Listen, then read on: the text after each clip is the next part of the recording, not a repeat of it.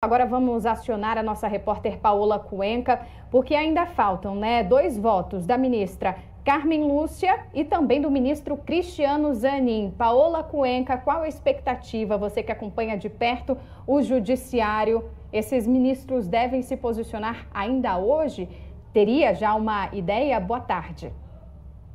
Boa tarde para você também, Vicky, para quem está nos acompanhando. Olha, a tendência é da ministra Carmen Lúcia e do ministro Cristiano Zanin também votarem pela rejeição dos embargos, dos recursos que foram apresentados, tanto pela defesa do ex-presidente Jair Bolsonaro, quanto dos outros 6 réus que estão ali dentro do Núcleo 1. Lembrando que apenas Mauro Cid, que era um réu do Núcleo 1, já teve o caso dele transitado em julgado, até porque a defesa de Mauro Cid não apresentou nenhum tipo de recurso, o caso dele já está encerrado. E olha, a expectativa é de que Carmen Lúcia e Cristiano Zanin apresentem esses votos em breve.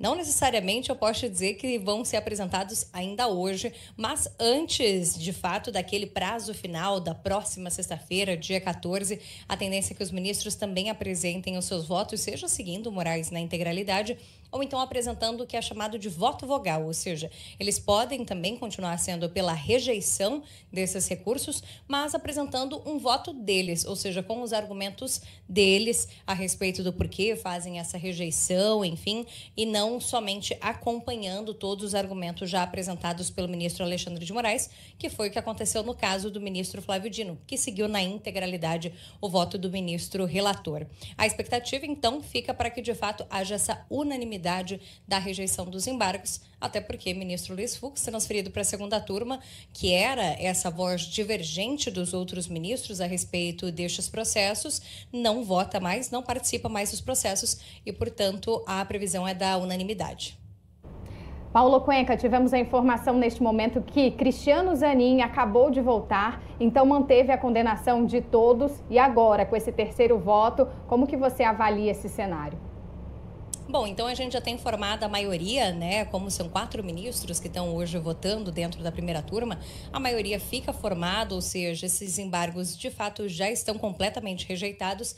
E é importante até destacar, né, que você falou, olha, mantém a condenação. Esses embargos de declaração, eles não têm a capacidade na prática de fato reverter algum resultado que já tinha sido dado sobre a condenação desses réus. O que se pode acontecer nesse tipo de recurso é um esclarecimento a respeito de algo que foi colocado nos votos dos ministros, que se argumente melhor, apresente melhor algum tipo de posicionamento por parte dos ministros, mas reverter a sentença é algo raríssimo de acontecer nesses embargos de declaração. Na prática, não é entendido como um tipo de recurso que pode fazer uma mudança da sentença. Então, a condenação, de fato, ela já está dada. O que de fato pode acontecer, poderia acontecer, seria algum tipo de mudança, por exemplo, no cálculo da dosimetria, ou algum outro ponto sobre multas, algum outro ponto ser colocado ali um esclarecimento. De fato, a condenação se mantém com essa maioria de rejeição aos embargos de declaração. Fica ainda mais claro que, de fato, o que a gente tem é um cenário tanto dessa manutenção de condenação quanto de nenhum outro tipo de alteração, seja na dosimetria, seja nas multas que foram aplicadas ou até mesmo de outros pontos que foram apresentados pelos ministros. Então, nada deve mudar a respeito do posicionamento desses embargos e agora fica na expectativa para a gente saber se, de fato, lá no dia 14 de janeiro, quando esse julgamento do plenário virtual for encerrado, lembrando, ainda que todos os ministros apresentem os votos hoje ou no final de semana, o julgamento só é encerrado na próxima sexta-feira, dia 14. Assim que ele for encerrado, fica a expectativa da gente saber se vão ser abertos prazos para novos embargos, novos recursos poderem ser apresentados, uma segunda leva, ou então se o ministro relator vai considerar o encerramento desse processo chamado trânsito em julgado. Paola, você disse então que não muda esse tipo de recurso, né? Não muda a condenação em si, mas pode ter algum tipo, poderia, né? Enfim, como a gente viu que não teve algum tipo de recálculo de pena. E foi justamente a tentativa de algumas defesas fazer esse recálculo. Não são 27 anos e 3 meses, mas 26 e 9, enfim. Houve essa tentativa. Houve a tentativa por parte da defesa de Jair Bolsonaro, por parte da defesa do general Walter Braga Neto, até no caso da defesa de Walter Braga Neto, o que foi apontado pelos advogados é que ao longo de todo o documento, a somatória havia dado errada, então seriam 6 meses a menos do que havia sido apresentado, a soma tinha sido equivocada, não uma questão até de entender diferente a forma de aplicação de anos de acordo com o crime, eles apontavam que era um somatório equivocado, mas mesmo assim, os pedidos de também revisão dessa dosimetria, de algum ajuste, algum conserto, também foram rejeitados, assim como foram rejeitados outros recursos que falavam sobre pontos já muito debatidos ao longo do julgamento. Por exemplo, algo que quase todas as defesas trouxeram foi a questão do cerceamento da defesa, ou seja, considerar que houve uma dificuldade para que a defesa fizesse o seu trabalho, uma tentativa de impedir que os advogados de fato pudessem exercer o pleno direito à defesa para os seus clientes.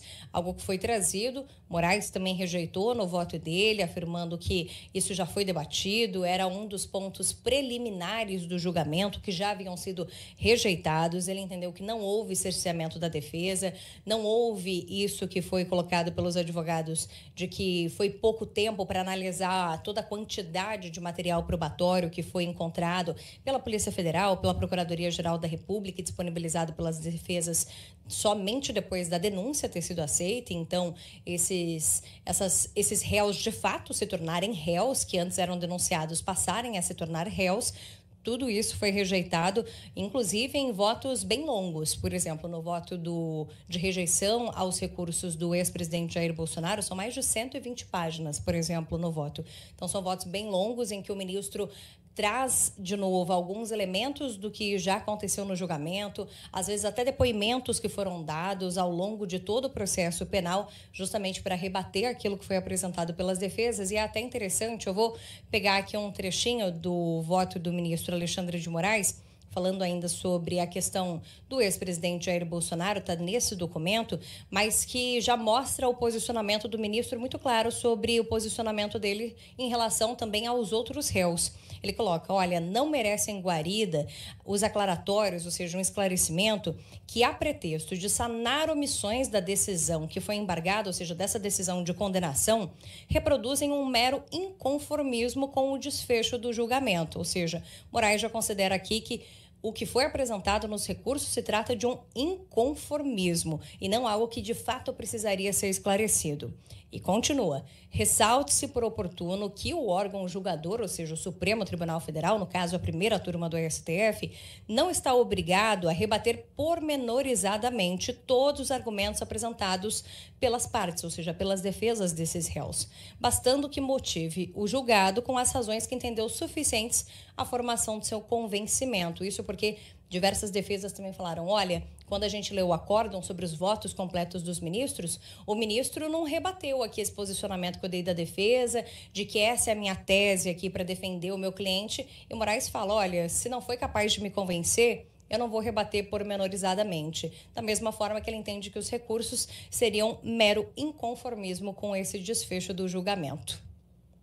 Paula, você comentou, né, que mesmo todos os ministros votando hoje, por exemplo, o julgamento continua até a próxima sexta-feira, até o dia 14. Isso porque os ministros ainda podem ou mudar de ideia, mudar algum tipo de argumento.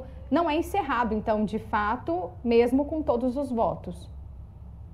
Não, não é encerrado. Isso faz parte das regras do plenário virtual do Supremo Tribunal Federal. A gente tem aquele julgamento que pode acontecer pessoalmente, que é o que a gente vê pela TV Justiça, os ministros debatendo ali naquele momento, e a partir da hora desse julgamento presencial, em que todos os votos foram apresentados, o caso está encerrado.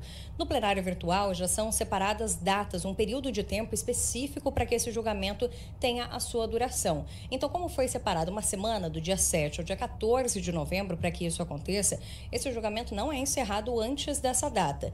E daí, nesse sentido, ainda que todos votem hoje, nesse final de semana, o que poderia acontecer até o encerramento é que algum ministro pudesse, por exemplo, mudar o voto dele, o posicionamento, já que o julgamento ainda está acontecendo, ele pode mudar, porque se fosse pessoalmente, com os ministros ali, um rebatendo a ideia do outro, um ali de frente para o outro, como acontece no plenário físico do Supremo, a gente já viu isso acontecer.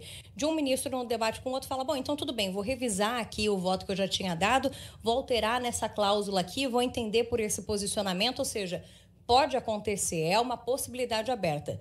Isso quer dizer que existem grandes chances e probabilidades neste caso? Não, mas é uma das possibilidades abertas justamente com esse prazo do plenário virtual. Ou até mesmo poderia algum dos ministros pedir destaque, ou seja, que esse julgamento não acontecesse no formato virtual, mas que ele fosse para o plenário físico, com os ministros debatendo um na frente do outro. Mais uma vez, muito improvável que isso aconteça, mas somente para explicar a regra do que pode acontecer nesse período, mesmo que todo mundo já tenha votado, enquanto o julgamento ainda está aberto.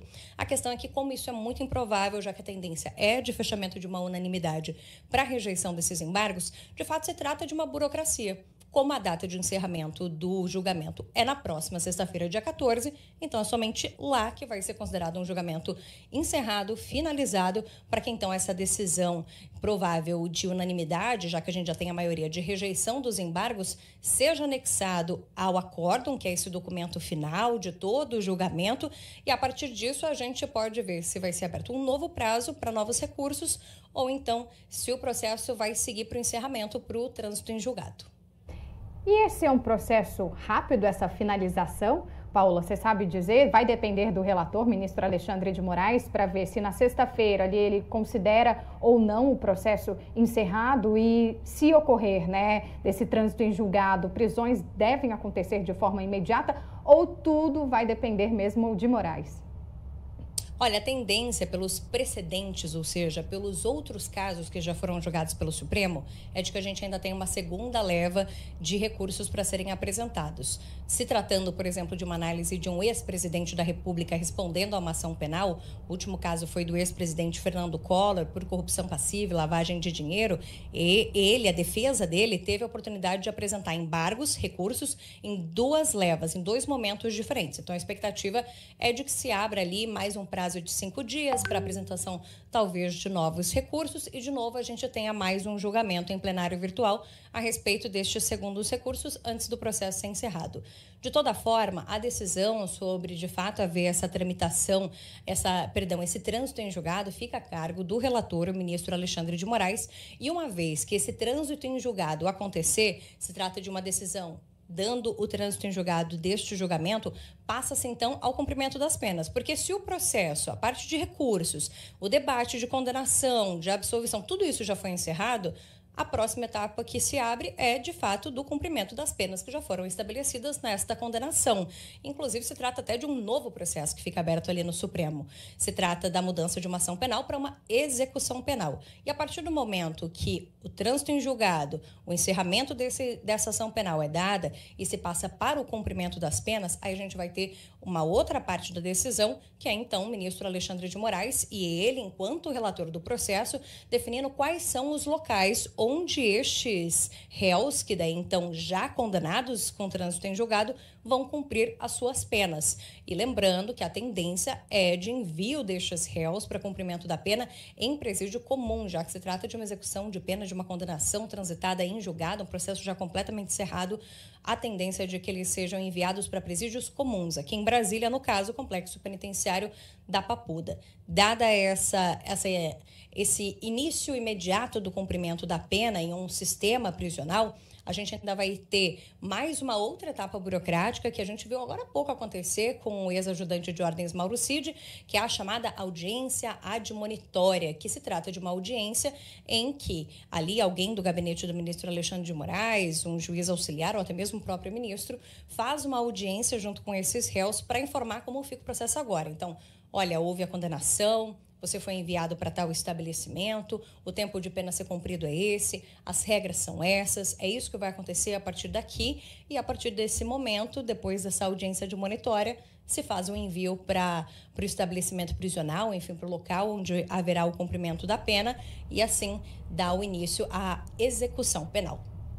Paula, eu sei que você vai acompanhar de lupa toda essa história, já acompanha há muito tempo. Paola Cuenca, nossa super repórter de judiciário, sabe tudo. Então a gente vai continuar acompanhando e, claro, conversando com você a respeito desse processo. Semana que vem, então, a gente se vê por aqui. Paola, muito obrigada pelas informações. Até mais, bom fim de semana para todo mundo que está nos acompanhando.